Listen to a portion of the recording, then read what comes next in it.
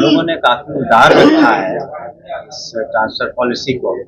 और जो भी सुविधाएं हम लोग कोशिश कर रहे हैं कि शिक्षा विभाग को दें, और हम लोग का शिक्षकों का या विभाग का सभी का तो फोकस ये होना चाहिए कि हम लोग पढ़ाई कैसी करवाएं। हम लोगों ने बार बार यही कहा है, जो महिलाएं हैं पंचायत के बाहर है और जो पुरुष हैं लेकिन सब डिवीजन के बाहर और इसी जिले में। और दूसरी बात यह है कि जो husband wife government servant teacher हैं या फिर कोई असाध्य रोग से पीड़ित, उन लोग को चॉइस की पोस्टिंग दी जाएगी। ये जो भी, यहाँ तक कि मैंने कल भी कहा था कि एक्ट भी जो पास होते हैं पार्लियामेंट से या असेंबली से या विधानमंडल विधान परिषद से, समय के अनुसार आवश्यकता अनुसार अमेंडमेंट्स होते हैं। पहले तो नियोजित शिक्षकों को इतनी सुविधा दी जा रही है कि जिन्होंने सक्षमता पास की वो शीघ्र सरकारी सेवक बनेंगे, तो इससे बड़ा लाभ उनको और क्या हो सकता है। देखिए, स्थानांतरण नीति को लेकर बिहार में विवाद छिड़ा हुआ है और ऐसे में शिक्षा मंत्री ने आज स्थानांतरण नीति को लेकर एक बड़ा बयान दे दिया है, जहां पर उन्होंने सुधार को लेकर एक बड़ी बातें कह डाली। इसके साथ ही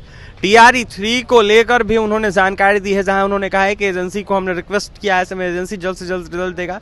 क्या कुछ कह रहे बिहार के शिक्षा मंत्री सुनील कुमार स्थानांतरण नीति और साथ ही TRE-3 के रिजल्ट को देखते हुए, अनेक विसंगतियों को देखते हुए, सुनाते हैं आपको इस वीडियो में। बहुत पहले हमने कहा था, इस पर काफी विचार विमर्श हुआ शिक्षक संघों से और शिक्षकों से, और शैक्षणिक दृष्टिकोण से हर मुद्दे को नजर रखते हुए सभी शिक्षक हम लोग तो अपने जिले में ही रहे।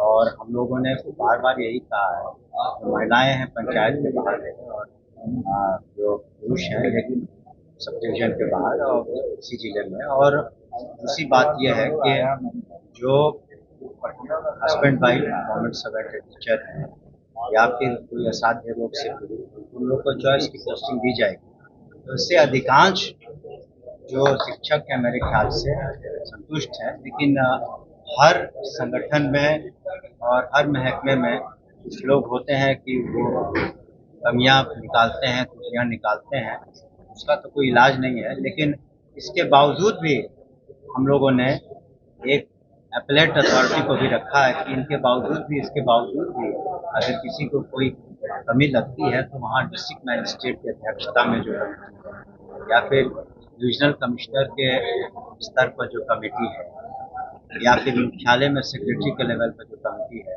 उस मामले को पुनः देखेगी। तो हम लोगों ने काफी उदार रखा है इस ट्रांसफर पॉलिसी को। और जो भी सुविधाएं हम लोग कोशिश कर रहे हैं कि शिक्षा विभाग को दें, और हम लोग का शिक्षकों का या विभाग का सभी का तो फोकस ये होना चाहिए कि हम लोग पढ़ाई कैसी करवाते हैं, पढ़ाई की गुणवत्ता कितनी है, सिलेबस क्या है, रिजल्ट्स क्या आते हैं, हमारे बच्चों का भविष्य क्या है, उनका प्लेसमेंट क्या है। इन सब बातों पर ज़्यादा गौर करना चाहिए। और 100% सेटिस्फैक्शन तो किसी भी पॉलिसी से किसी को नहीं होता है, लेकिन हम समझते हैं अधिकांश शिक्षक और शिक्षिका इससे संतुष्ट है। तो आगे आपको लगता है कि आगे अगर संशोधन करने की बात ऐसा है कि देखिए, जो भी, यहाँ तक कि मैंने कल भी कहा था कि एक्ट भी जो पास होते हैं पार्लियामेंट से या असेंबली से या विधानमंडल विधान परिषद से, समय के अनुसार आवश्यकता अनुसार अमेंडमेंट्स होते हैं। लेकिन ये इसलिए हमने कहा कि अभी हम लोग ट्रांसफर पॉलिसी हम लोगों ने काफ़ी विचार विमर्श के बाद लाया है, उसको एक बार क्रियान्वित होने दीजिए और फिर देखते हैं। लेकिन जैसा हम लोगों को फीडबैक मिला है कि बाई एंड लार्ज लोग इससे संतुष्ट हैं। नियोजित शिक्षक तो हाईकोर्ट जाने की भी बात कर रहे हैं।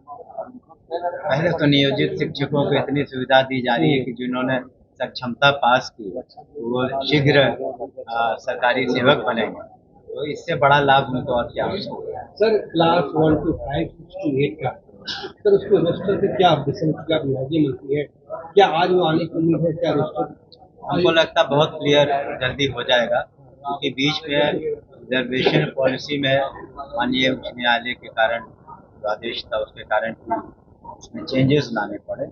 बहुत शीघ्र उसमें थोड़ा कुछ उसमें त्रुटियां थी, उसको हम लोग दूर करके सर क्लास 4 से 12 में उसका रोस्टर नहीं सभी। अब तो वो सामान्यतः जो हाईकोर्ट माननीय उच्च न्यायालय का जो आदेश था इसके अगेंस्ट में तो अपील में सरकार गई है, लेकिन तत्काल तो जो माननीय उच्च न्यायालय का आदेश है वही माने रखता है, तो उसी पर हम लोग सर, आवेदन की तिथि भी बढ़ाई जा सकती है क्या? आवेदन की तिथि भी बढ़ाई जा सकती है ऐसे एकांकों को? नहीं, जो हम लोग कोशिश करेंगे। सर एक आखिरी सवाल है, बिहार में जुलाई के महीने में आयोग के जरिए हम लोग करेंगे। और हम लोग यहाँ पर देखिए, जो हायर एजुकेशन के लिए यूनिवर्सिटी में कमीशन है और यहाँ शिक्षकों के लिए हम लोगों ने यूपीएससी के थ्रू किया है, तो जो भी शिक्षक होंगे उसमें हम लोग वर्कआउट कर रहे हैं कि कितने की आवश्यकता है और अध्यापना कमीशन। सर, नाट्य शिक्षक की बहाली क्या प्रक्रिया होगी क्या? नाट्य शिक्षक के लिए इतना अभी उस पर कोई विचार नहीं।